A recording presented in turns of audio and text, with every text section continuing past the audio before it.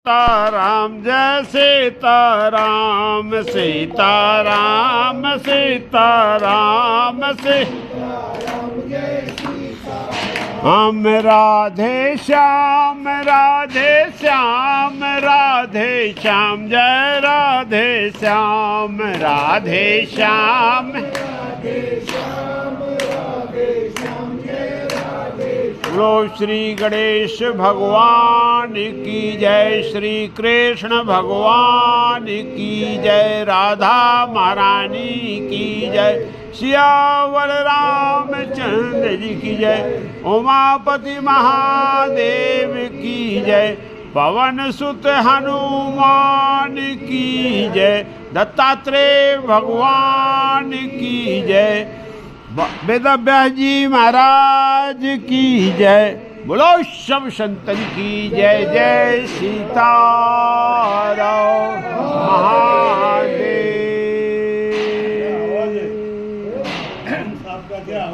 गजाननम भूत गणाधिसेवितम कपित जम्बो फल चारु भक्षणम उमाच्युतम शोक विनाशिकारकम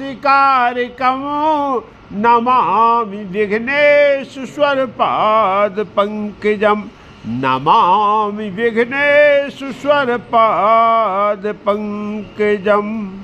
वासुदेव सुतम देवम कंस चारूढ़ मर्दनमो देवकी परमानंदम कृष्णं वंदे जगत गुरुम कृष्णं वंदे जगत गुरुम कृष्णं वंदे जगत गुरुम।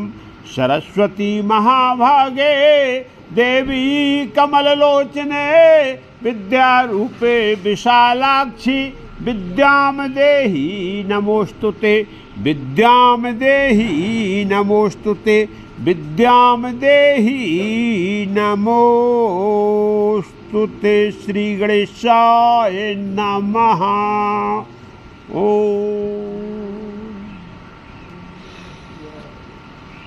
तो कल हम सब भक्तों ने श्रीमद् भागवत महापुराण की पावन कथा को श्रवण किया। कथा का प्रसंग स्कंद चतुर्थ। हम सब स्वयंभू मनु और माता शतरूपा के वंश का इतिहास सुन रहे। वास्तव में इतिहास से हमको एक ज्ञान प्राप्त होता है कि हमारे पूर्वज कैसे थे, किस संयम नियम से जीवन यापन करते थे, उनके संस्कार क्या थे और उनकी वचनबद्धता क्या थी। ये सब का मालूम चलने के बाद यही जो है पूर्वजों का जो चिंतन होता है, जो ज्ञान प्राप्त होता उनके इतिहास से, तो उसमें हमको जीवन में आगे बढ़ने का, सही रास्ता का दर्शन होने का सबसे बड़ा सौभाग्य प्राप्त होता है। और इसीलिए हमारे महापुराणों में हमारा पूर्वजों का पूरा इतिहास भरा पड़ा हुआ है।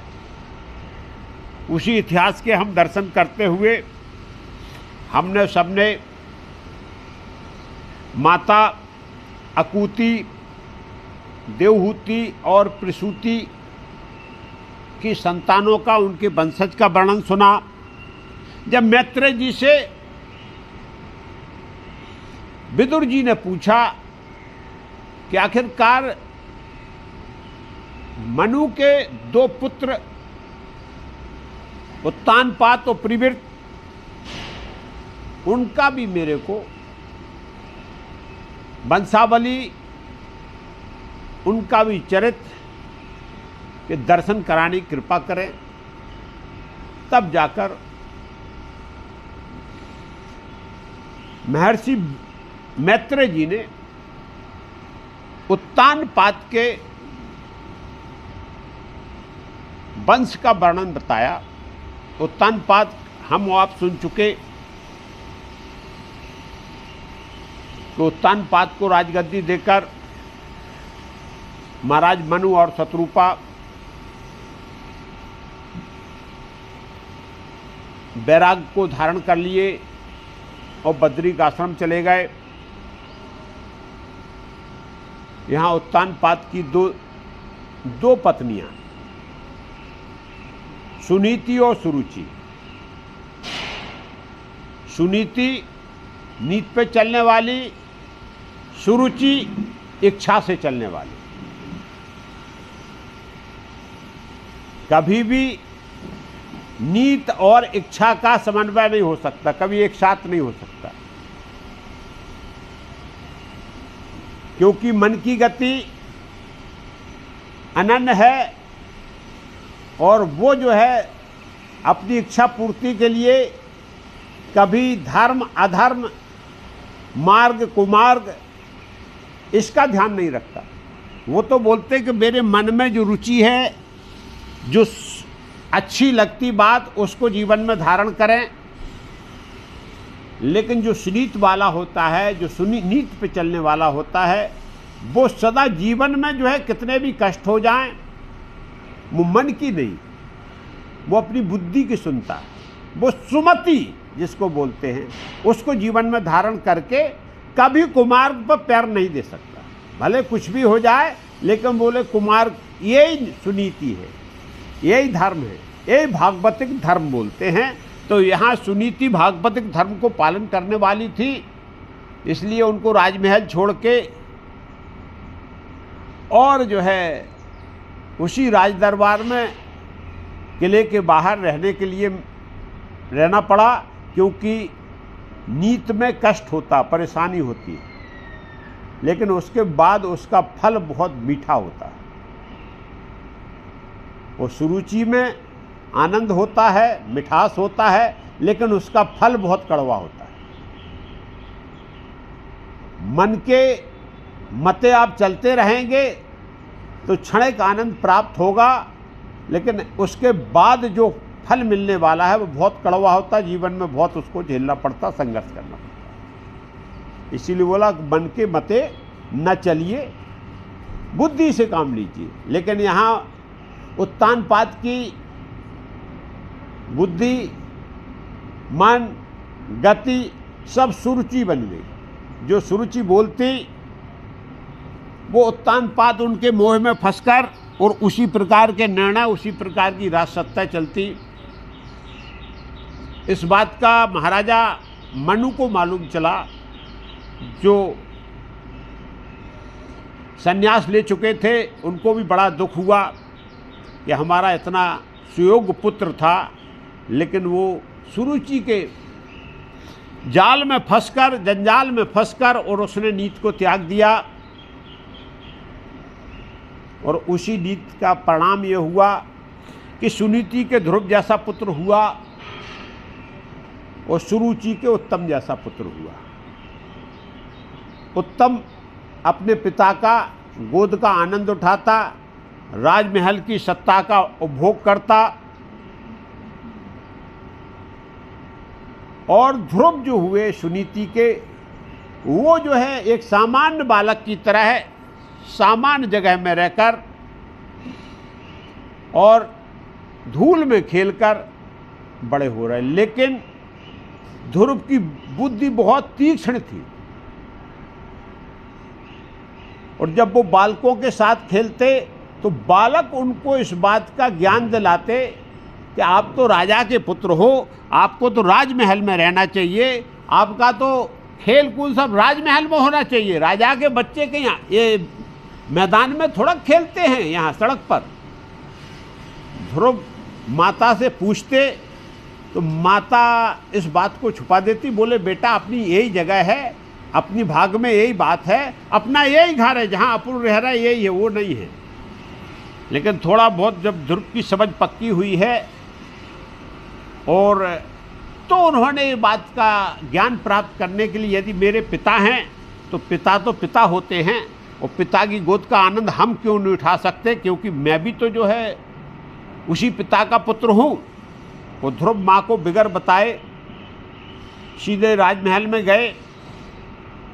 राजमहल में गए, दरबार जानते थे सबके ये तो सुनीति के पुत्र हैं। प्रजा बहुत प्यार करती थी सुनीति को भी और ध्रुव को भी, लेकिन राजा के मोह के कारण, राजा के जो है डर के कारण, राजा के भय के कारण कोई बोलता नहीं था कि अनीत हो रही है, क्योंकि राजा तो मोह फांस में थे सुरुचि के में। उस समय राजा बड़े लाड़ प्यार से उत्तम को गोद में बिठा के खिला रहे थे, लेकिन उसी समय ध्रुव पहुंचते हैं और पिता की तरफ गोद में बैठने के लिए आगे बढ़ते हैं। पिता झुकते हैं ध्रुव को उठाने के लिए, क्योंकि पुत्र तो पुत्र होता है। संसार का एक खेल है, संतान यदि है तो संतान की तरह माता पिता का झुकाव होता है, और जैसे ही झुके हैं और उठाने लगे कि तब तक सुरुचि ने आकर जो है ध्रुव की बाह पकड़ी और राजा के पास से खींच लिया। खींचने के बाद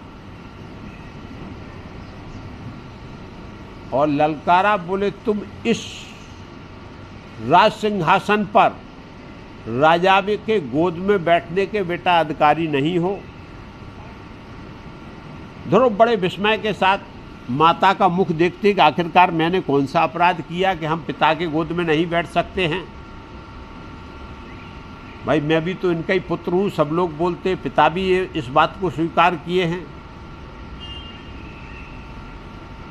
लेकिन जब सुरुचि ने बोला इस सिंहासन पर इस पिता की गोद में बैठने का अधिकारी वो मेरी कोख से जन्म लिया हुआ ये पुत्र उत्तम है,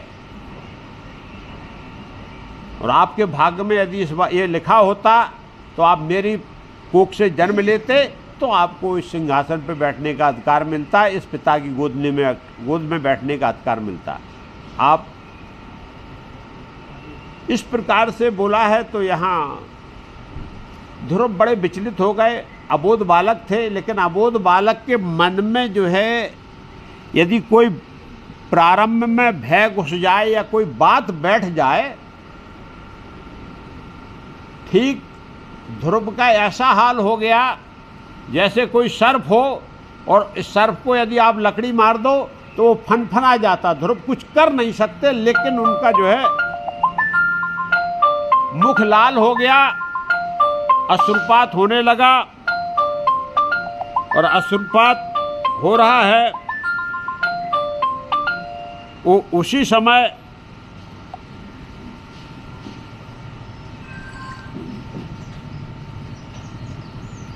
समय जो है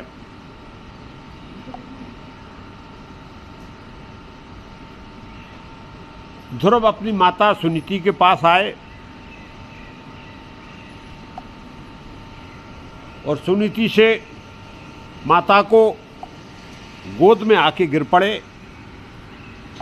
माता ने बड़े प्रेम से उठाया, बोले बेटा क्या हो गया आज आपको, बड़े ही जो है व्याकुल दिखाई दे रहे हो, आप बहुत दुखित हो, आखिरकार आपके साथ क्या हुआ है।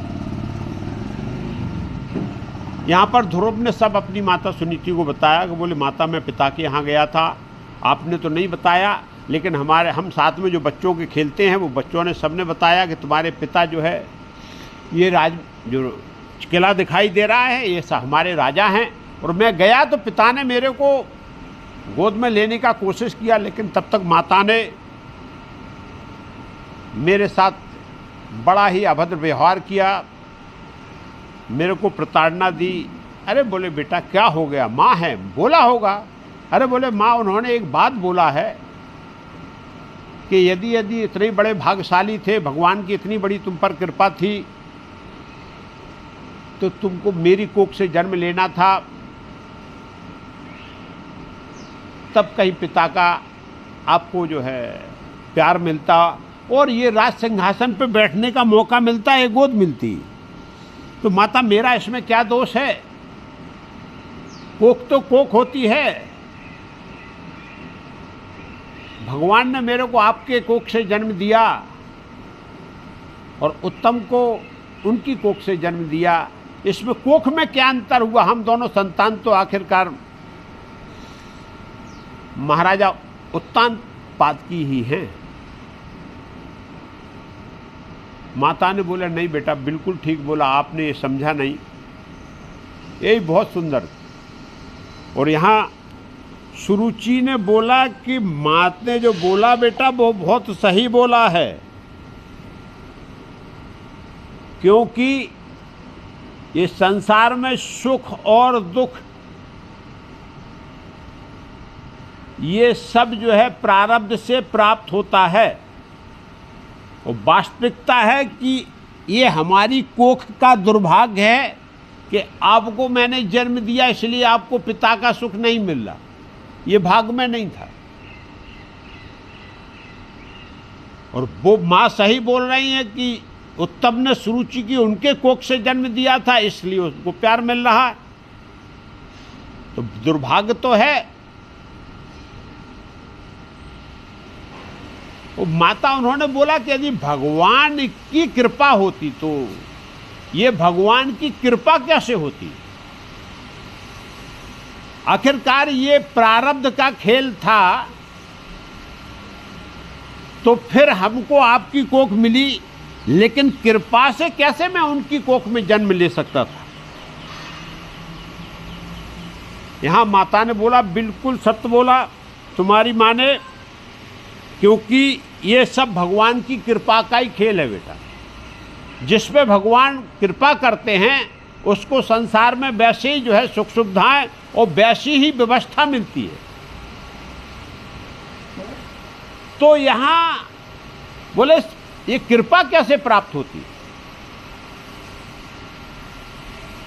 बोले कृपा का केवल एक ही जो है, भगवान की यदि हमें कृपा प्राप्त करना है तो उनका निरंतर चिंतन करना पड़ता बेटा।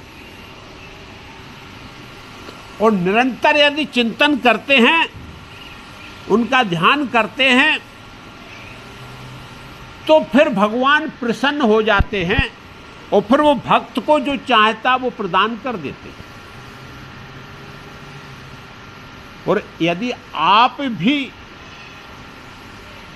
पिता की गोद में खेलना चाहते हो तो ये संसार के पिता हैं,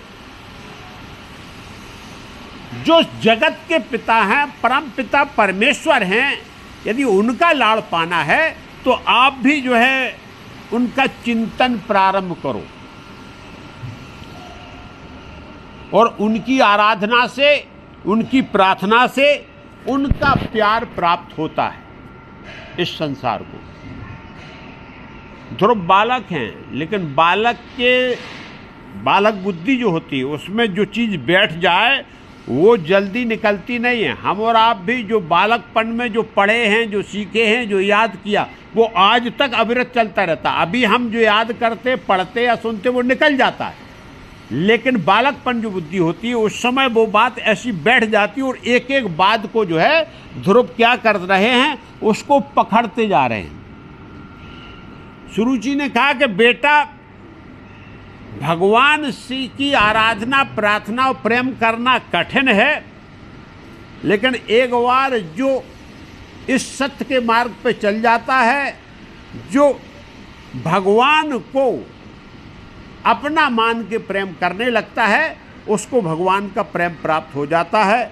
इस प्रकार से माता की सीख ध्रुव के अंदर एक एक करके अंदर प्रवेश कर रही है। वो यही जीवन, हम आपने भी सुना होगा, सुल्ताना डाकू की कहानी आती है। सुल्ताना डाकू की पिक्चर भी है, बहुत बड़ी है। और सुल्ताना डाकू को जब जो है फांसी दी जाने लगी तो पूछा जाता कि अंतिम इच्छा आपकी क्या है? तो सुल्ताना डाकू ने क्या बोला, मेरे को माँ से अपनी से मिलना है, अंतिम इच्छा मेरी यही है। तो ठीक है, बोले माँ से मिला दिया जाए। और माँ को जब मिलाने लेके आए तो जब सुल्ताना डाकू जो है माँ के गले लगा है तो उसने माँ की नाक काट ली। माँ की जब नाक काटी तो सब दौड़े कोतवालों ने पकड़ लिया, बोले ये तुमने क्या किया? जेलर जब सामने खड़ा किया गया, बोले ये तुमने ऐसा अभद्र व्यवहार क्यों माँ के साथ किया? अब तो तुमको फांसी होने वाली है। बोले इस फांसी का कारण मेरी ये माँ है, इस फांसी के कारण मेरी ये माँ है। आज माँ ने मेरे को ये न सिखाया होता तो मैं सुल्ताना नाकुनी। बोले माँ ने क्यों सिखा दिया? बोले जब मैं स्कूल में पढ़ने गया और वहाँ से एक कलम लेके आया था और उस कलम को मैंने सत्य बताया कि मैं इसको चुरा के लाया हूँ। माँ बोला बहुत अच्छी बात है बेटा, लिखने के काम आएगी। और वो बात मेरे को बैठ गई और मैं धीरे धीरे चोरी करके लाता रहा, लेकिन माँ ने प्रेम में डूब के, मोह में डूब के मेरा न तो तिरस्कार किया और न मेरे को नेक सीख दी। और धीरे धीरे मैं इतना बड़ा डकैत बन गया कि आज मैं फांसी के सजा, माँ जिंदा रहेगी लेकिन मैं फांसी पे झूलने जा रहा हूँ। ये एक कहावत है कि वास्तव में प्रथम गुरु माँ और बाप होते बच्चों के। हम और आप बोलते जरूर हैं, और गुरुत्व केवल वाणी से गुरु नहीं होता, सबसे बड़ा गुरुत्व होता है व्यवहार से, कि आप कैसे चल रहे, कैसे फिर रहे, कैसे बैठ रहे, कैसे उठ रहे और किस प्रकार का वातावरण आपका है। पहला प्रभाव ये नहीं हमने सिखाया नहीं है। अरे आप खुद गाली दे रहे हो तो बच्चा को सिखाने की जरूरत तो थोड़ा के। यदि घर में आपका अभद्र व्यवहार है, आपका उग्र व्यवहार है, घर में क्लेश हो रहा है, तो बच्चे के अंदर वो प्रवृत्तियां अपने आप प्रकट होती, सिखाने की जरूरत नहीं होती है। यहाँ जो है ध्रुव जी को, जबकि सौतेली माँ का इतना, जबकि पूरा अधिकार था, जितना उत्तम का अधिकार था उतना ही ध्रुव जी का भी अधिकार है उस सिंहासन पे पिता की गोद में। लेकिन नहीं, माता सुनीति ने बोला बेटा बिल्कुल सत्य बोला है, ये सब भगवान का खेल है और परमात्मा की कृपा से प्राप्त होता है, और तुमको भी परमात्मा की कृपा प्राप्त करना है तो आप तप करो, आराधन करो, प्रार्थना करो, उनसे प्रेम करो, तुमको भी प्राप्त होगा। तो ये सीख होती है।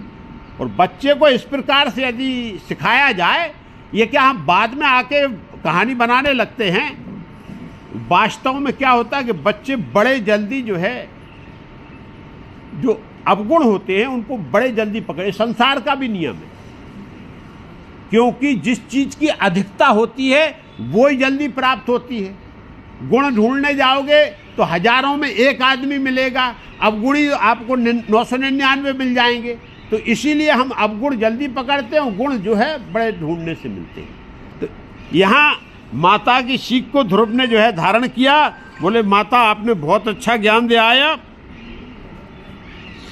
माता बोली बेटा वही परमात्मा सबका रक्षक है, वो ही उसके सबका लालन पालन करता है। ये तो संसारी हैं, सब पर जितने भी माता पिता दिखाई दे रहे हैं ये सब जो है संसारी माता पिता हैं, लेकिन वास्तविक माता पिता वो ही हैं, वो ही अनाथों के नाथ हैं। बेटा आप अपने को कभी अनाथ मत समझना, क्योंकि इस पिता ने यदि गोद से उतार दिया है तो तुम उस पिता की चाह में रहोगे तो वो आपको अपनी गोद में बैठा लेगा, आप चिंता मत करो। ये वो ही सबको अटल पद देने वाले हैं। वो चाहें तो राजा को रंक बना दें और रंक को जो है राजा बना दें, ये बोले सब उनके हाथ में है, ये प्रारब्ध का खेल है। ध्रुव बोले बस। ध्रुव ने दृढ़ निश्चय और संकल्प विराजमान हो गया कि माँ ने बहुत सुंदर बात बताई, लेकिन माँ ये नहीं बैराग की बात नहीं की थी। माँ ने बोला था कि आप जो है ध्यान करो, तपस्या करो, पूजो, लेकिन बोले नहीं, फिर संसार में क्यों रहना।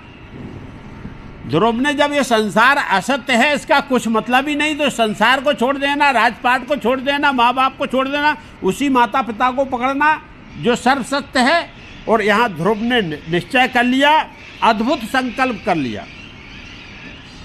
वो बोले माता अब तो मैं ऐसा पद प्राप्त करूंगा जो मेरे पिता और परबाबा और ने भी प्राप्त नहीं किया। क्यों? जब इस गोद में बैठने के लिए मेरे को नहीं मिला तो हम परम पिता की गोद में ही बैठ के माता दिखाएंगे, तभी जो है मेरे को चैन पड़ेगा। आपने बहुत अच्छा ज्ञान दिया यही।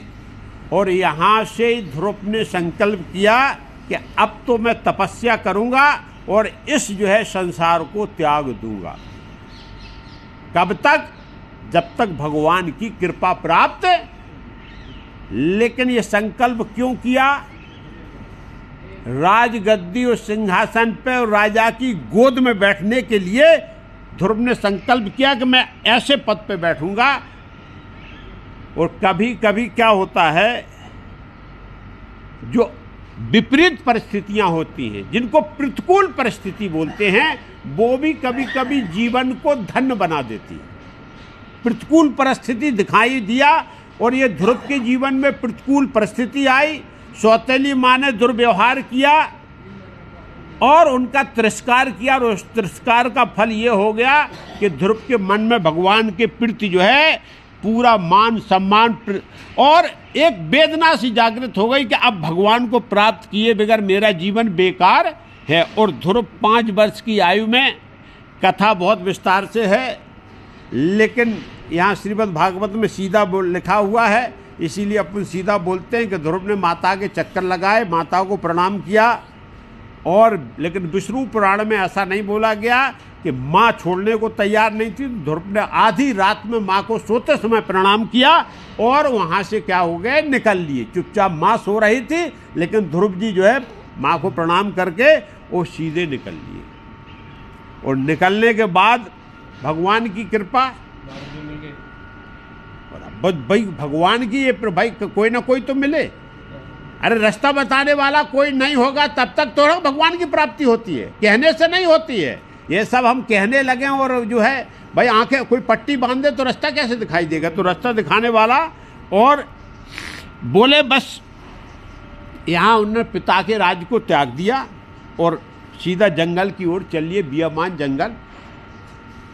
कथा बहुत विस्तार से है। यहाँ भगवान विष्णु अपने भक्त को देख रहे हैं और माता लक्ष्मी जी जो है बोल रहे प्रभु ये क्या आपने किया? ये विष्णु पुराण में आता है, ये भागवत में नहीं है। माँ बोले भगवान को दोष दे दिया, बोले आप विचित्र हो, उसके मन में ऐसी जिज्ञासा पैदा कर दी, ये अभी अबोध बालक है, इसको खाने खेलने के और दूध पीने के दिन थे और आपने इसको बैरागी और संत बना दिया, इसकी जंगल में कौन रक्षा करेगा? अरे बोले सर्व माता तो आप हो, आप परमेश्वरी हो, तो आप जाओ अपने बालक की रक्षा करो। तो लक्ष्मी जी खुद प्रकट होके आई हैं और ध्रुव जी के साथ जब तक भगवान के दर्शन नहीं दे दिए तब तक लक्ष्मी जी ध्रुव जी के साथ भूधरा धाम पर रही। लेकिन कथा है क्योंकि विस्तार से जाने की जरूरत नहीं, इसको अपन लेंगे ऐसे। तो यहाँ से जो है ध्रुव जी निकल लिए और निकलने के बाद सीधा जो है यहाँ नारद जी प्रकट हो गए भगवान की प्रेरणा से। और नारद जी ने देखा, अरे बोले अबोध बालक है लेकिन तेज बहुत है। जो छत्र के स्वभाव होते हैं पूरा तेज है, एकदम पूरे तेजमय और बड़े रोषमय और एक गति से जा रहा है, लक्ष्य कुछ नहीं। बोले कहाँ भगवान मिलेंगे, तपस्या नहीं, भगवान की खोज में निकल दिए। बोले जहाँ भगवान मिलेंगे वहीं रुकेंगे, इस जंगल में कहीं तो मिलेंगे। तो भगवान की जगह लेकिन वहाँ नारद जी मिल गए। नारद जी ने बोले बेटा रुको रुको। बड़े प्रेम से जब ध्रुव जी के सर पर हाथ फेरा है तो ध्रुव जी को बड़ी विशेष प्रकार की एक अनुभूति हुई शांति की। ध्रुव जी ने देखा कि संत हैं, महात्मा हैं और वीणा लिए हुए हैं, दंडवत प्रणाम किया। बोले प्रभु आप कौन? बोले मैं नारद हूँ। बेटा आप कहाँ जा रहे हो? बोले मैं भगवान की तलाश में जा रहा हूँ। तो बोले ये तो उम्र आपकी भगवान की तलाश की नहीं है बेटा, ये तो आपके खाने खेलने और खाने की उम्र है। ये आप बालक हो और बालक हो के ये सब भगवान की तलाश। अभी तो आप अपने माँ बाप की तलाश करो जो आपको लालन पालन कर रहे हैं। यहाँ नारद जी ध्रुव के संकल्प की परीक्षा लेना चाहते हैं कि वास्तव में इनका संकल्प ऐसा ही तो नहीं है कि सौतेली माँ ने यदि इनको बोल दिया है तो कभी कभी क्रोध में आके हम लोग भी नाना प्रकार के संकल्प कर लेते हैं। जब क्रोध शांत हो जाता तो सब संकल्प भूल के फिर से उसी संसार में लग जाते हैं। तो ऐसा तो नहीं है कि नारद ये जो है केवल आवेश में आके क्रोध में आके और इस प्रकार का संकल्प कर लिया हो। बोले ये वन गमन जो आपने किया, वन की जो यात्रा है, ये तपस्या है, ये बहुत कठिन है, ये बालक लोगों के काम की बात नहीं है। और जो है ये अपमान है, सुख है, दुख है, ये नारद जी ने भी वही ज्ञान दिया।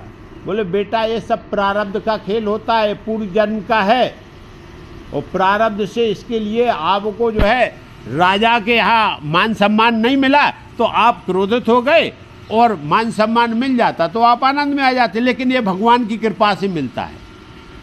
और बोले भगवान की कृपा, संत मुनि महात्मा जन्म जन्म तक तपस्या करते रहते हैं, उनको मार्ग नहीं मिलता, कहाँ खोजोगे भगवान को। यहाँ जो है नारद जी बोले एक काम करो बेटा, कि भगवान की इच्छा मान के आप स्वीकार कर लो, जो कुछ परिस्थिति मिली है ये ज्ञानी का काम है कि जो परिस्थिति मिले उसको स्वीकार कर ले, और यही भगवान की इच्छा मान के जीवन यापन करना चाहिए। तो बेटा आप वापस हो जाओ और इस क्रोध को त्याग दो, सौतीली माँ के व्यवहार को भूल जाओ, और अभी कुछ दिन जो है आप माँ के पास रहो, और उसके बाद फिर भगवान को ढूंढना। यहाँ ध्रुव जी बोले ऋषिवर आपने बहुत सुंदर ज्ञान दिया है, लेकिन मैं क्षत्रिय बालक हूँ, मेरे अंदर जो है एक तो नम्रता नहीं है क्षत्रत्व के कारण, दूसरा जो है विनम्रता भी नहीं, मैं शरणागति भी करना नहीं जानता हूँ, लेकिन जो संकल्प है इसको मैं नहीं बदल सकता हूँ। इसलिए आपके जो है इतने अमृतमय वचन जो है ये मेरे हृदय तक नहीं पहुँच रहे। जहाँ मैंने संकल्प किया है, जहाँ मैंने प्रण किया है कि केवल मैं भगवान को प्राप्त करके रहूँगा और वो अमृत पद प्राप्त करूँगा जो मेरे परदादा ने भी प्राप्त नहीं किया। और बोले इस संकल्प, बोले मुनि एक काम करो, यदि आपको मेरे को ज्ञान देना है तो ये ज्ञान मत दो, आप तो ये बताओ मेरे को वो रास्ता बताओ, क्योंकि मैंने आपके बारे में सुना माता से कि नारद जी का जो है प्राकट्य ही परमार्थ के लिए हुआ। वो बीणा बजाते हुए जो मार्ग भूला रहता उसको सही मार्ग पे मिले। तो बोले आप मार्गदर्शक हो और मेरे को केवल भगवान का रास्ता बताओ कि भगवान कैसे मिलेंगे, यदि आपको ज्ञान देना, नहीं फिर आप जाओ और हमको जाने दो, जो होगा मैं आगे देखूंगा। लेकिन यदि आप मिले हो भगवान की कृपा से तो और कोई ज्ञान मत दो, केवल एक ज्ञान दो कि मेरे को भगवान कैसे मिलेंगे, हमारा भगवान से साक्षात्कार कैसे होगा, हमें भगवान की अनुभूति कैसे होगी। नारद जी समझ गए कि बच्चा है, जिद्दी है, हठी है, बाल बुद्धि है। नारद जी ने बोला बेटा बहुत सही बोल रहे हो, और वास्तव में तुमने जो है सही रास्ता पकड़ा। अब नारद जी अपने रास्ते पे आए। वास्तव में यदि आपको भगवान की प्राप्ति करना है, यदि आपको जो है वासुदेव के दर्शन करना है, तो पक्का जो है संसार छोड़ना पड़ेगा। बिगर संसार छोड़े वासुदेव के दर्शन नहीं हो सकते। और आपने बहुत सही किया है। तो यहाँ ध्रुव जी ने नारद जी को दंडवत प्रणाम करके अपना सर नारद जी के चरणों में रख दिया और बोले गुरु हो आप मेरे, मैंने आपको गुरु स्वीकार, अब हमको आप गुरु मंत्र दो कि हम जो है कैसे भगवान को प्राप्त करेंगे। और बस वो नारद जी ने बोले बहुत सुंदर बात कही आपने बेटा, और आप सुनो, सबसे पहले भगवान एक स्थान यहाँ से नज़दीक है, बोले जमुना जी के किनारे मधुबन है। और मधुबन में आप जाओ, जमुना जी के किनारे 3 बार जमुना जी का स्नान किया करो, और वहाँ पर ही भगवान का आप ध्यान करना प्रारंभ करो। नारद जी ने जब बता दिया, लेकिन ध्यान करने से पहले आपको मन को एकाग्र करना होगा, और एकाग्र करने के लिए आपको क्या करना है, प्राणायाम करना है। तो प्राणायाम की प्रक्रिया संक्षेप में केवल यही है, पूरक है, कुंभक है और रीचक है। सांस को लेना है, रोकना है और छोड़ना है। धीरे धीरे सांस रोकने की की प्रवृत्ति को बढ़ाना है। ये क्रमिक अभ्यास से सांस फिर आपकी इच्छा अनुसार रुकने लगती है बेटा, और उसके बाद भगवान का चिंतन करना। चिंतन क्या करना है कि भगवान का स्वरूप जो है वो आनंदमय है, शंख चक्र गदा पद्म धारण किए हुए हैं, और एक विशेष मुद्रा का जो है ध्यान करो। और ध्यान करते हुए भगवान पीतांबरधारी हैं। इस प्रकार का जब आप मन में विचार लाओगे तो धीरे धीरे भगवान की क्या हो गई, मूर्ति जो है प्रकट होना प्रारंभ हो जाएगी। क्योंकि भगवान को कमल नयन बोलते हैं और चार भुजाओं वाले हैं। ऐसा आप केवल मन में विचार लाओगे, भगवान की मूर्ति आपको क्या हो जाएगी, प्रकट हो जाएगी।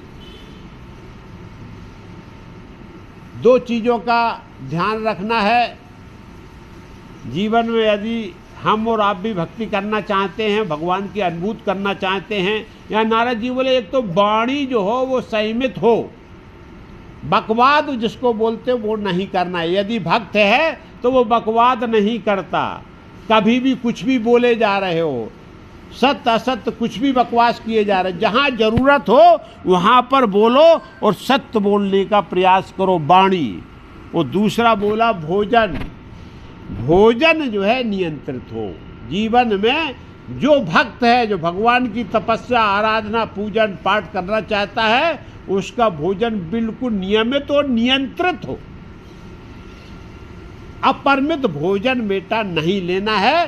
धीरे धीरे भोजन का भी अभ्यास करके और तपस्या को जैसे ही बढ़ाओगे वैसे ही धीरे धीरे भोजन का भी त्याग हो जाता है। लेकिन ये सब क्रमिक हैं।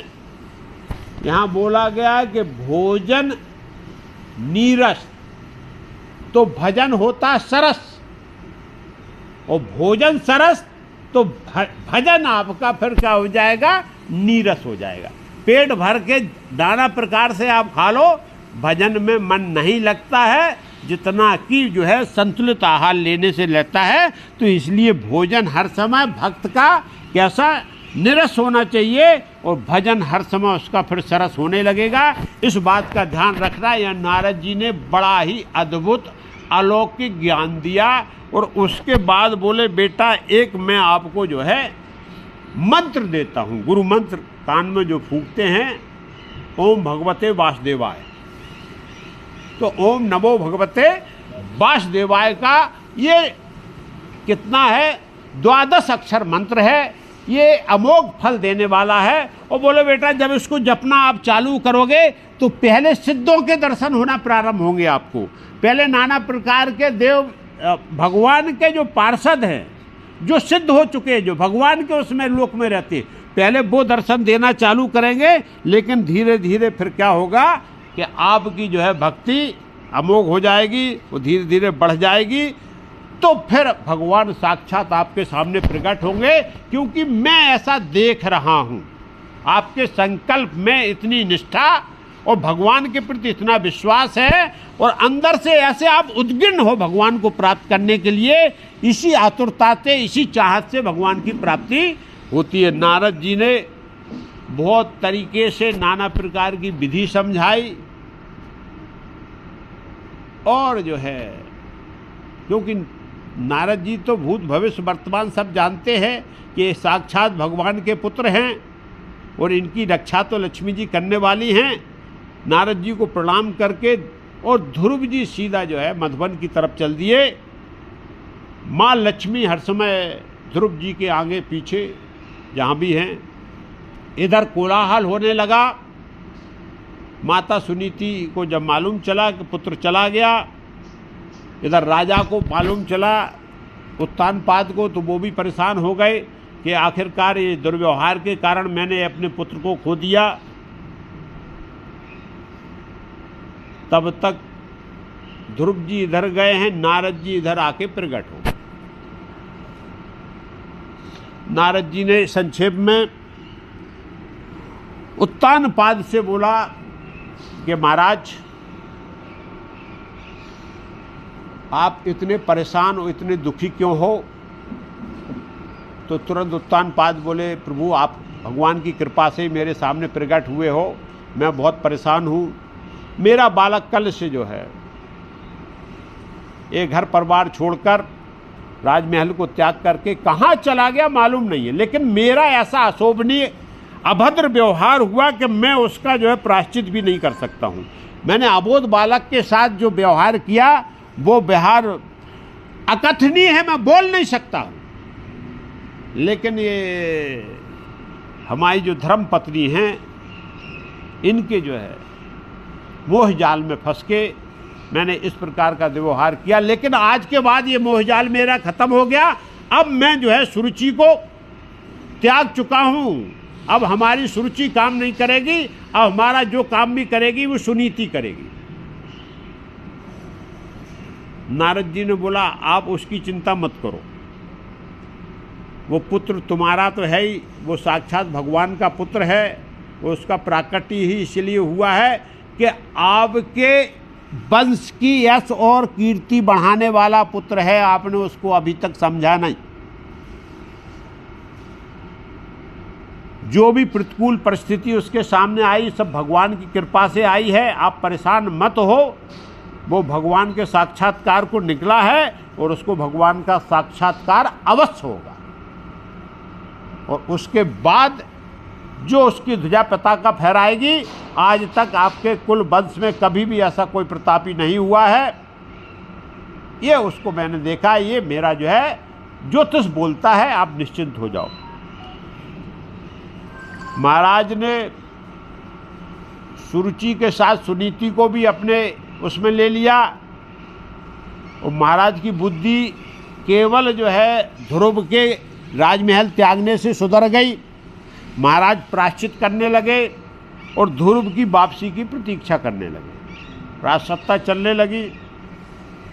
अब इधर जो है ध्रुव जी आए हैं और ध्रुव जी ने यमुना जी पे स्नान किया। स्नान करने के बाद मधुबन में वहीं बालू की रेत में ही ध्रुव जी ने एक जो है सुंदर सी मूर्ति बनाई, जैसा कि नारद जी ने बताया था। बालू की बैठ के, कुछ नहीं, एक है शून्य आकृति जिसको बोलते हैं, और बस वहीं जो है समाधि लगा के बैठ गए। बहुत, क्योंकि ध्रुव का आज तक हम और आप नाम ले रहे हैं, तपस्या बहुत कठिन है। ध्रुव जी ने प्रारंभ किया, नारद जी ने वैसा बताया था, 3 दिन में एक बार फल आहार, 3 दिन बाद फिर, और उसमें भी क्या खाते थे, कैथा, जामुन, बेर।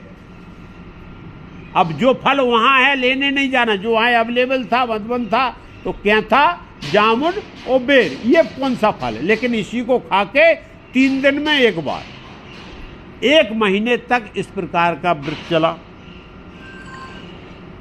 ध्रुव जी ने नारद जी की बात को ध्यान दिया कि धीरे धीरे भोजन छूट जाता है, तो उसके बाद दूसरे महीने में ध्रुव जी ने भोजन छोड़ दिया। और जो सूखी पत्तियां जो पड़ती थी पेड़ों की, उन्हीं पत्तियों को खा के 6 दिन में एक बार, वो 6 दिन में एक बार जब चला है तो वो सूखे घास पत्ते जो खा के एक बार, और जल पीना, और उसके बाद में फिर से भगवान ने जो 12 मंत्र दिया था उसका जाप करते रह के बैठने का। केवल एक ही बात, धीरे धीरे 12 मंत्र का असर हुआ कि ध्रुव जी को नाना प्रकार की अनुभूति होने लगी। विष्णु पुराण में ऐसा बताया गया है कि ध्रुव जी को वहाँ पर माँ दुर्गे ने आके अपने सिंह को भेज दिया कि अबोध बालक इतनी बड़ी तपस्या कर रहा है भगवान की, ये उसकी परीक्षा है। से सिंह को भेजा कि बोले इसकी आपको 24 आवर्स जो है रक्षा। सिंह ध्रुव जी की भक्ति के समय पहरा देता था। ध्रुव जी की भक्ति के समय अग्नि का घेरा लग गया था, जिससे जाके कोई ध्रुव जी की भक्ति को तोड़े न, क्योंकि भक्ति का यही प्रभाव है। चमत्कार दिखने लगा। दूसरा महीना खत्म हुआ, तीसरे महीने में ध्रुव जी ने जो है वो सूखा अन्न छोड़ दिया और केवल 9 दिन में एक बार जल पीते, 9 दिन में एक बार। और इस प्रकार से तीसरा महीना जो है केवल जल से निकाला, और चौथे महीने में 12 दिन में केवल एक बार वायु का जो है, पहले वायु का वो कर रहे थे, 12 दिन तक सांस रोकते, क्योंकि प्राणायाम बताया था जो पूरक, रीचक और कुंभक। जब कुंभक लगा दिया तो 12 दिन में एक बार कुंभक खुलता और फिर सांस ले लेते और फिर 12 दिन बाद वो फिर से जो है कुंभक में चले जाती, जिसको समाधि, हम और आप समाधि बोलते हैं। हाँ, वो बुढ़ापे पे नहीं होता, वो बुढ़ापे पे नहीं होता, वो प्रारंभ जन्म से होता। वो अभी तो कुछ नहीं, अब तो ये शरीर छूटने वाला, इसमें कुछ नहीं होता। हाँ, ये सब चीज़ें जो है वो प्रारंभ से है और जन्म से भगवान की कृपा से प्राप्त होती हैं। बुढ़ापे पे तो शरीर जितना रक्षा कर लोगे उतने अच्छे रहोगे, इसलिए कुंभक और रीचक के चक्कर में उतरे। सांस नहीं छोड़ दो तो लफड़ा हो जाए, तो इसके लिए सांस रोकना नहीं है, और जितनी रुक जाए उतनी रोकना है। नहीं पता लगा कि सांस रोकते रोकते तो इसलिए ज़्यादा नहीं, उतना ही रोकना जितना शरीर अलाउ करे। ठीक है, तो इसमें 12 दिन में, जब 12 दिन हो गए, चौथा मास हो गया, तो नाना प्रकार की अनुभूति होने लगी और ध्रुव जी को लगने लगा कि उनका शरीर हल्का हो गया है।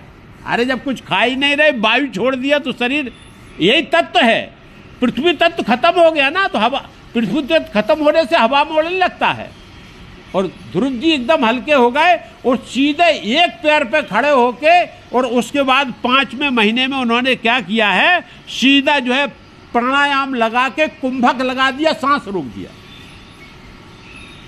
सांस रोक दिया, अंदर कौन बैठा है, शरीर बिल्कुल अचल हो गया, चित्त पूर्णता भगवान में लीन हो गया। अब किसकी सांस रुक गई?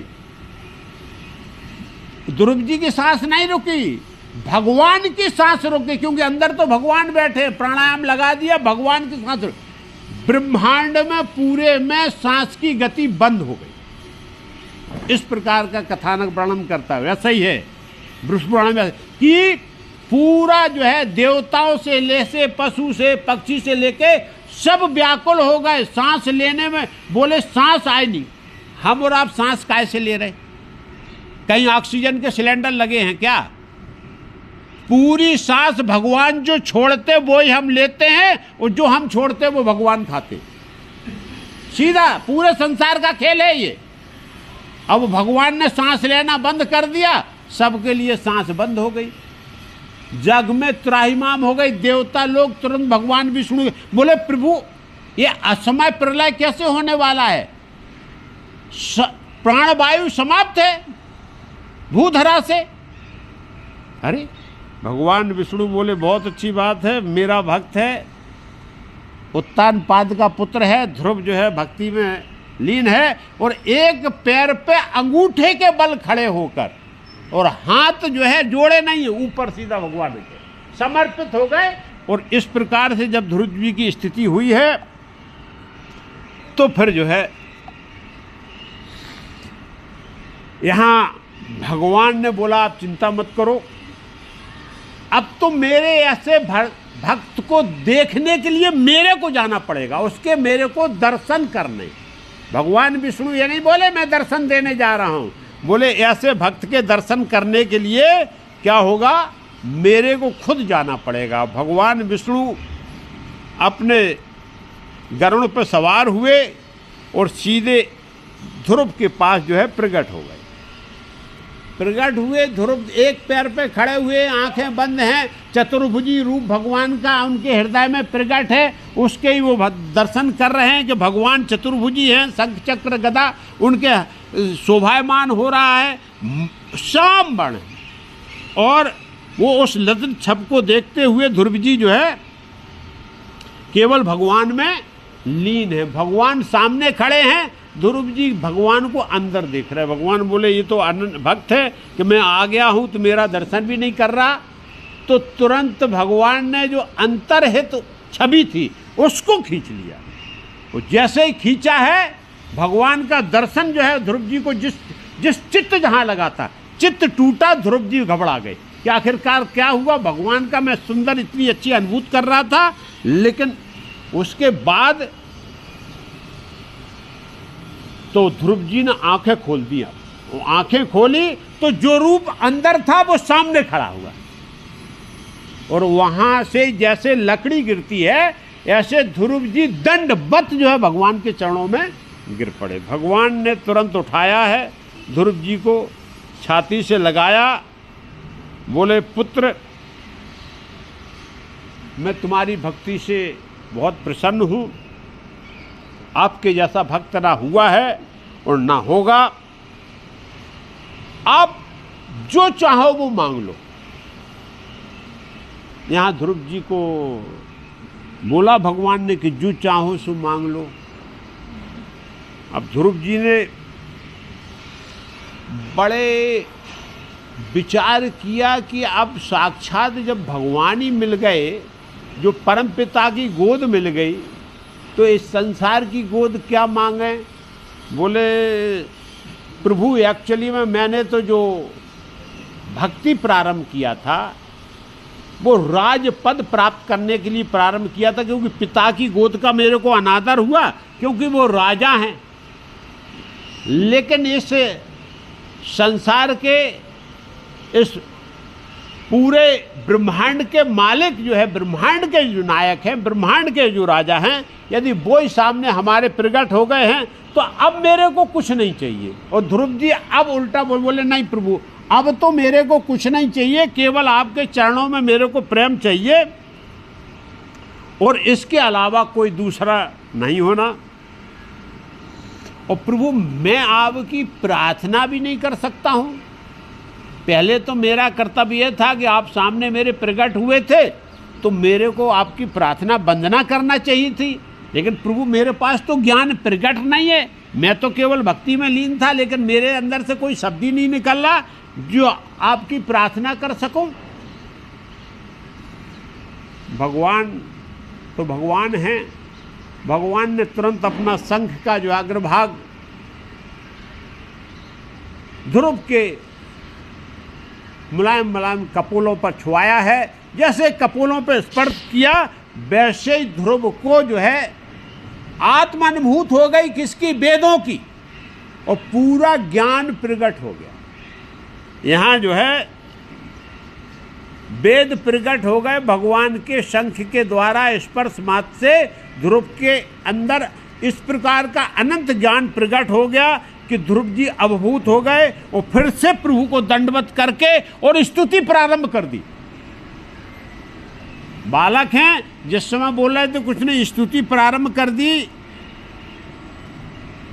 और भगवान बोले सुनो, बोले प्रभु मैं कांच का टुकड़ा मांगने आया था, ये राजपाट, ये संसार पूरा ये व्यर्थ है, कांच का टुकड़ा है, क्योंकि कितने दिन रहेगा, एक दिन टूट जाएगा।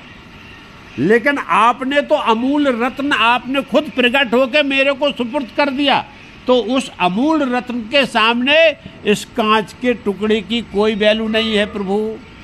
इसलिए मैं आपकी शरणागति करता हूँ। मेरे को तो केवल आपके चरणों में प्रेम चाहिए, इस संसार की किसी भी भौतिक वस्तु की मेरी की कोई इच्छा नहीं है। न मेरे को राजपद चाहिए, न मेरे को सत्ता चाहिए, न इस संसार में रहना है, केवल आपके चरणों में आपके साथ रहना है। अब यहाँ ध्रुव जी ने बहुत सुंदर प्रभु की स्तुति की। बोले हे प्रभु, हे समस्त जगत के नायक, हे समस्त जगत के कारण, सृष्टि को पालन करने वाले, सृष्टि का सृजन करने वाले, सृष्टि को श्रृंगार करने वाले प्रभु, आपको बारंबार ये ध्रुव का नमस्कार है। आप माया से परे हैं, लेकिन जगत को प्रकट करके आपने मायामय बनाया है। ऐसे इस प्रभु को बारंबार नमस्कार है। आपने भक्ति को सर्वोच्च साधन बनाया, इसके लिए उस भक्ति देवी को भी नमस्कार है, क्योंकि भक्ति से ही आपके मेरे को दर्शन हुए हैं प्रभु। और बस मेरे को संसार में कुछ नहीं चाहिए, केवल प्रभु आपके चरणों की सेवा चाहिए, आपके चरणों में प्रेम, आपकी सेवा, इसके बाद भौतिक सुख की कोई इच्छा नहीं प्रभु। इंद्रिय सुख क्षणिक होता है, इसलिए कोई इंद्रिय सुख नहीं। भगवान केवल आपकी भक्ति, आपका आधार, आपका चिंतन, आपका प्रेम प्रभु, इसके अलावा कोई दूसरी चीज नहीं चाहिए। इस प्रकार से जब बोला है तो यहाँ जो है बोले भगवान बोले देखो एक बात बताएं ध्रुव, मेरे पास भक्त जिस इच्छा से आता है पहले तो मैं उसकी वो इच्छा पूरी करता हूं, क्योंकि उस इच्छा ने ही उसको भक्त बनाया है, और उसके बाद फिर जो वो मांगता वो मैं देता हूं। तो बोले तुम राजपद जो अमोघ पद के लिए आए थे, और आपने बोला था कि हम ऐसा पद प्राप्त करेंगे जो आपके परदादा भी प्राप्त नहीं कर पाए। आखिरकार परदादा कौन है इनके? ब्रह्मा जी। ब्रह्मा जी परदादा हैं।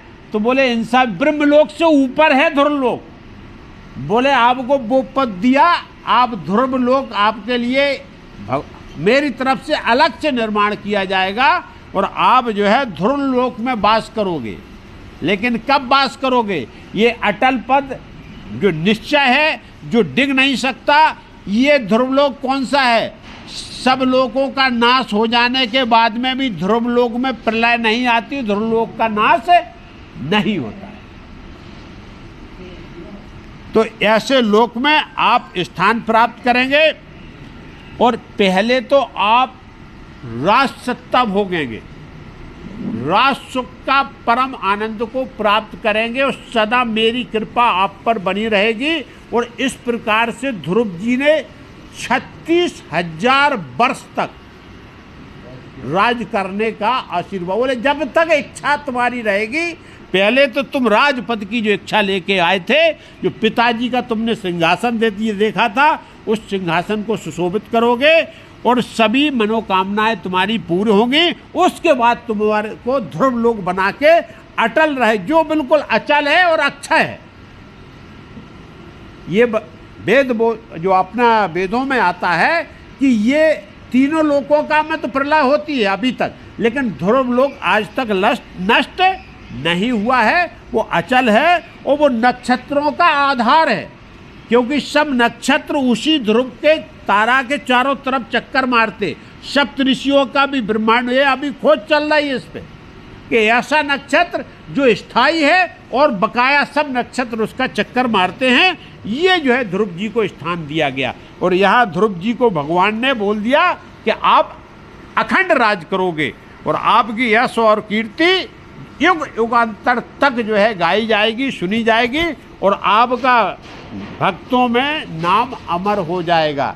लेकिन ध्रुव जी बोले प्रभु नहीं, मैंने जो मांगा है वो मेरी अब इच्छा नहीं है, अब तो केवल आपके चरणों में मेरा प्रेम बना है। बोले ठीक है भाई, तुम मेरे परम भक्त रहोगे, और कभी राज सत्ता का भोग करते हुए भी आप मेरे कभी जो है चरणों का विसारण नहीं होगा। यही संसार का खेल है कि हम संसार को भोगते हुए भी भगवान को यदि न भूलें, तो ही जो है हमारा संसार में रहना और संसार में ये जीवन यात्रा आनंदमय बनी रहती है। और भगवान ने ये जो है आशीर्वाद दिया ध्रुव को कि आप आनंद के साथ राज करोगे, और सदा हमारा आपको जो है क्या रहेगा, कभी विस्मरण नहीं होगा, सदा हम आपके चित्त में बने रहेंगे।